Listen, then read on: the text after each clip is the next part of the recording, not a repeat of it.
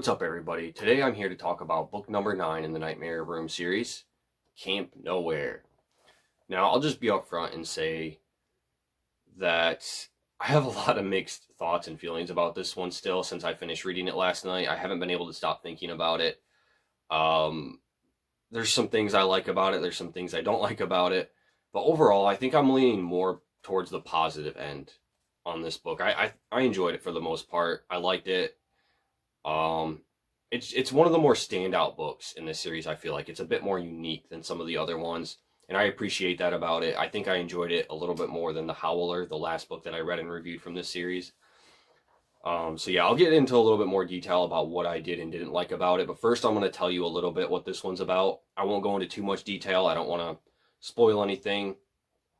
But I will say that this book, for the majority of the book, it wasn't really that eventful. This one is kind of a slow burn, which is something you don't see too often in these types of books. So in Camp Nowhere, we have our main character, Russell, who is at a summer camp with his friends. And he's set up as kind of like a wimpy character. He gets scared easily. He's a bit nervous about things. He's not really shy. He's kind of on the shyer side. And he has this friend named Charlotte who's kind of like his girlfriend. Not really. It's sort of lightly implied. And they're like close friends, and she's always like sticking up for him, that kind of thing. And then Russell also has a couple of friends named Marty and David who are at this camp with him. And their entire personality is teasing Russell, poking fun at him for kind of being a wimp, like playing pranks on him, that sort of thing. And they're all friends, but their entire personality is just like just the teasing and joking around stereotype. And Russell feels like he needs to prove to his friends that he's not scared, that he's brave and as athletic as they are, and that kind of thing. And so at this camp that they're at, it's the sort of the camp tradition that during their senior year at this camp, I already forget the name of the camp. For the senior year at this camp that they're at, they have to go on this little canoe trip down the river, through the rapids, and there is this thing called Forbidden Falls, which they have to canoe over. And there's a lot of stories and rumors around these Forbidden Falls, and it involves like kids disappearing down them. Kids have disappeared over Forbidden Falls and never been found. Their bodies have never been found. People have been hurt. So the camp counselors and other kids in this camp really build this up to make it be like a big deal and something that's going to be really dangerous. But it's like the tradition, something that they have to do as campers. And Russell also feels like he needs to do it to like prove himself to his friends that he's not a wimp. So he's going to go on this canoe trip with them and go down these really dangerous Forbidden Falls. And that's kind of the setup to this one. So there's really not a lot that happens. Like I said, this one is kind of a slow burn, which is something we don't see too often in these types of books. So it's basically just a lot of banter between Russell and his friends, just a lot of character interactions. There's some small events that happen here and there, like within the first few chapters, Russell gets into a mess with some snakes, and he tries to like save a dog. And there's just a few like pranks and jokes being played. It reminds me a little bit of Are You Terrified Yet? The setup is very similar. The character dynamics and situations are very similar to Are You Terrified Yet in the beginning. It really doesn't borrow too much from that book other than that aspect of it. But it does remind me a lot of that in the beginning. Russell feels like he needs to prove himself to his friends that he's not a wimp. And he has his one friend that's really close to him. She kind of likes him, and she's trying to support him and help him out, that kind of thing. So it's very similar to Are You Terrified Yet from Series 2000 in that regards. And then eventually they go on their canoe trip. Of course, Russell's a bit nervous. His friends are constantly making fun of him, that kind of thing. And from there, again, this one, R.L. Stine goes into a lot of detail in this one. He really takes his time building up the story. There's a lot of detail in regards to just the setting, the woods, them walking through the woods, going on the canoe trip. And there's just really not that eventful for like the first half of the book. And I was okay with it for the most part because it's a little bit different. R.L. Stine doesn't normally spend this much time lulling you into the story, just kind of giving you details of the setting. It kind of created a nice sense of atmosphere. There's a lot of breathing room. It gives time, like gives you time to sort of like fall into the story a little bit more. Feel like you're right there in the woods with the characters. And I kind of like that extra detail, even though there wasn't necessarily a lot going on. And eventually, on their canoe trip, they go over what they think is the falls. I'm going to kind of remain vague here to avoid spoilers. I won't go into a lot more detail. But yeah, eventually they go over what they think is the falls. A couple of things happen before and after this. Again, I'm not going to go into exactly what they are. I think this is around like the halfway mark, maybe slightly past the halfway mark. A couple of things happen. They make some decisions. They end up getting lost in the woods. And then during like towards the end of the book, like at around the 90-page mark, we finally reach, I'm going to call it the conflict that is implied by like the title and the cover of this book. We finally reach like the conflict where there's a little bit of supernatural stuff going on, and things start to happen, and the characters really get into trouble, and they have to figure out how to get out of the mess that they're in. And yeah, so it does take a while to get to the actual conflict of the story. Like I said, it doesn't happen until like page 90. But I kind of liked it because, let's just kind of start off with what I did like about this book, talking about like the positive aspects of it for me. And the number one thing that stands out to me the most is it defied my expectations with this. And by that, I don't mean that there were any like big shocking or surprising twists and turns to this one. Nothing like that. But it defied my expectations in the sense that there were a couple of instances in this book during the slower parts, like within the first 60, 70 pages. I thought I knew where this was going. I'm like, all right, it's about to start picking up now. I think I kind of have an idea where this is going. And I was wrong. I was wrong. It didn't have a big surprise or twist, but there were a couple like chapter cliffhanger endings. And I thought it was finally leading into some action and to start revealing, the villain or monster of the story or whatever. And it just kept kind of going along at a plotting pace a little bit, and it kind of kept that realistic, more grounded feel to it. So yeah, it really defied my expectations in that sense, and I kind of appreciated it for that. And I do like that sense of atmosphere we get with this book, with R.L. Stine taking his time with this one and giving us more detail of the setting in the woods. It gives you a sense of like you're a little bit more immersed in the story. You become a little bit more attached to the characters. Not that this one had great character development. I think there was a little bit of missed opportunity there. I think we could have seen some better like arcs and stuff with the characters, but you do get a little bit more attached to them, and it kind of makes you feel like you're there with the story with how much build up there is in this one. So yeah, I do like that about it. And I do like that this one is one of the more realistic, more grounded stories. There's not a ton of these types of books that R.L. Stine has done where it just feels really believable. And this is kind of one of those that falls into that category. For an example, if you've read some of these other ones, you'll know what I'm talking about, like The Birthday Party of No Return, Are You Terrified Yet? You Can't Scare Me. I kind of like those types of books because they're just more convincing. They pull you into the story. There's a much more of a focus on R.L. Stine just creating believable characters, really realistic, relatable situations, that kind of thing. And I like those types of books. They pull you into the situation, or pull you into the story a little bit more. It makes you feel like it could actually happen. Kind of feels like you're there almost. And while not all of the situations and things that happen in this book are exactly the most realistic, there's a few questionable things in here, especially towards the conflict when there's the supernatural elements introduced, of course. For the most part, it feels like a pretty grounded story, and I like that aspect of it. Unfortunately, some of the positives that I have with this book also kind of serve as negatives a little bit. So I mentioned this book being kind of a slow burn and sort of uneventful for the first half of the book, a little bit over half, to be honest.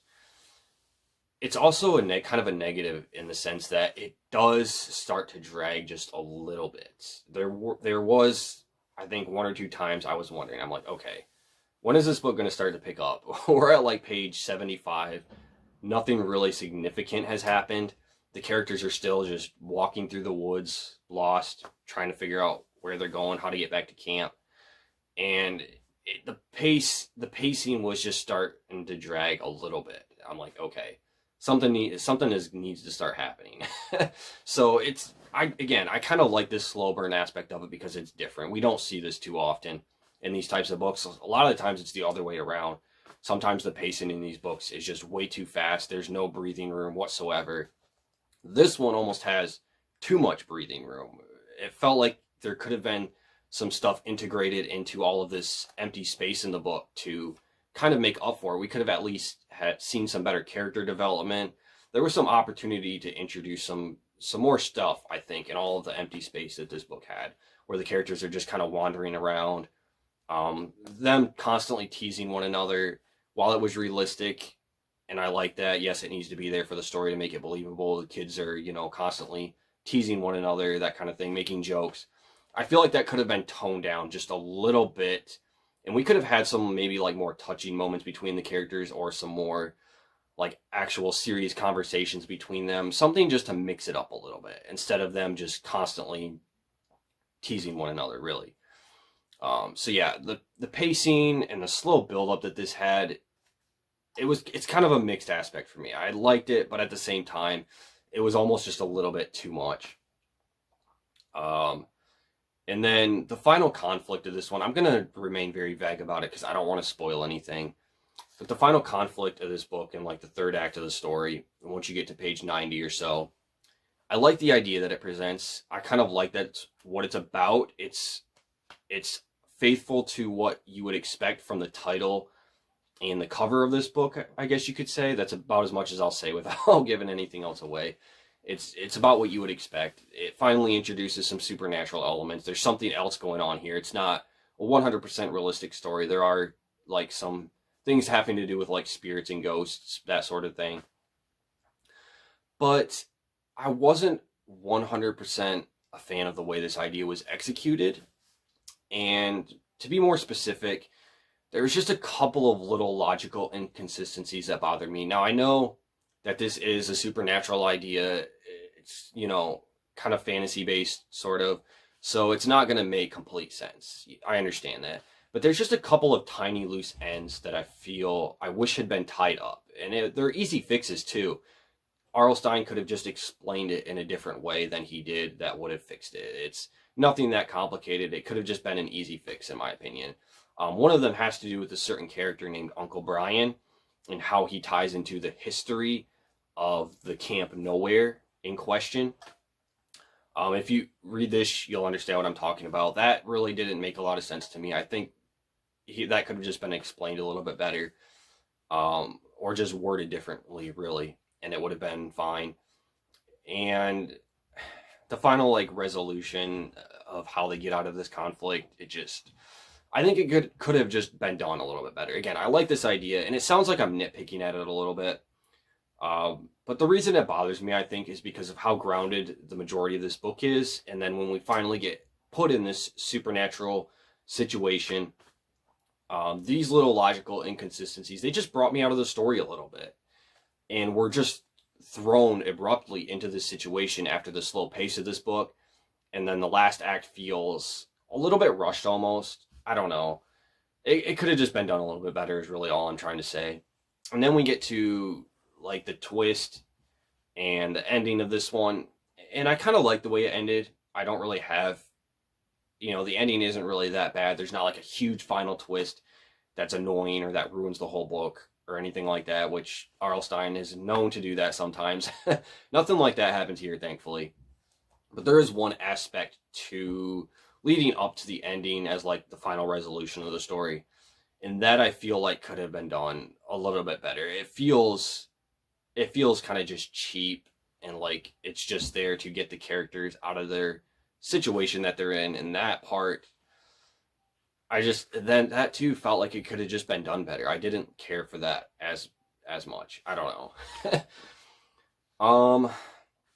I'm trying to remember what else I wanted to say about this one, because again, like I said, I finished reading this last night and I haven't been able to stop thinking about it. And I had a lot of thoughts on it. I feel like I'm already forgetting some things I wanted to say about this. But overall, I think I'm leaning more towards the positive side for this one. Again, I have some mixed feelings on it. It really being a slow burn and as uneventful as it is for the majority of the book, I predict that this one is going to be a love it or hate it book among people. I haven't really seen a lot of reviews or rankings for the Nightmare Room series. I don't really see people talk about this series all that much. So I'm not entirely sure which ones are popular, which ones are fan favorites, which ones are hated. I don't really know. But I predict that this one, people are either going to love this or hate it.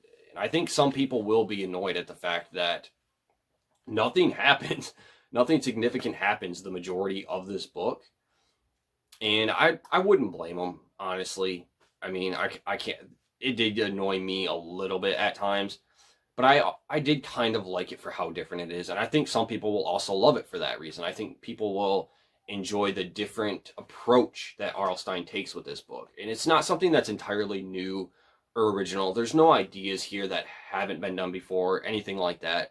But R.L. Stine really just does take a different approach to some ideas that he's used in the past with this one, and I appreciate that because I've read so many of these books at this point that I can usually kind of predict or at least make an accurate guess of what's going to happen. And this one defied my expectations a little bit, which I liked. So, one other thing that I did want to mention that I'm now remembering is there's a couple of decisions leading up to the final act of this book that gets them to the final act. There's a couple decisions made by the characters that feel almost a little bit contrived. It wasn't too bad or too obvious, but it felt just like it was just done a little bit on purpose. And you can kind of tell to get the characters in the situation that they're in, the bad situation. They make some bad decisions, and you're just like, come on, really? But it wasn't it didn't stand out too much to where I was like, that's just ridiculous. It's just, I don't know, just something worth noting, I think. It just bothered me slightly, but it wasn't too bad. Yeah, I don't know what else to say about this one. Camp Nowhere. I really struggled with the rating for this book, but I think I'm going to settle on like a 3.25. It automatically gets a 3 out of 5 stars. 3 is a good rating. That means it's good. And then I boosted it up to a 3.25, maybe like a 3.5 out of 5 stars actually, because I feel like this one's slightly above average. It's one of the better Nightmare Room books that I've read. I don't think it'll be like in the top ranking. It'll probably be like somewhere in the middle of my ranking whenever I get to that. But yeah, this was a good book, slightly above average. Again, it has some things I like about it, some things that I don't. I think it could have been done a little bit better. Some of the ideas in here weren't executed the best, but I had a fun time with this book. And have you read this one? Have you read Camp Nowhere from the Nightmare Room series? I'm curious to hear other people's thoughts on these books, especially this one, because again, I don't really see these ones get covered much in the community. So I would love to hear your opinion on this one if you've read it. And I'm almost done with the Nightmare Room series, guys. I've only got 2 more books to go and then the trilogy to read. So hopefully I'll get a ranking out here sometime before too long. So that's all I have for today, guys. Thanks for watching and see you next time.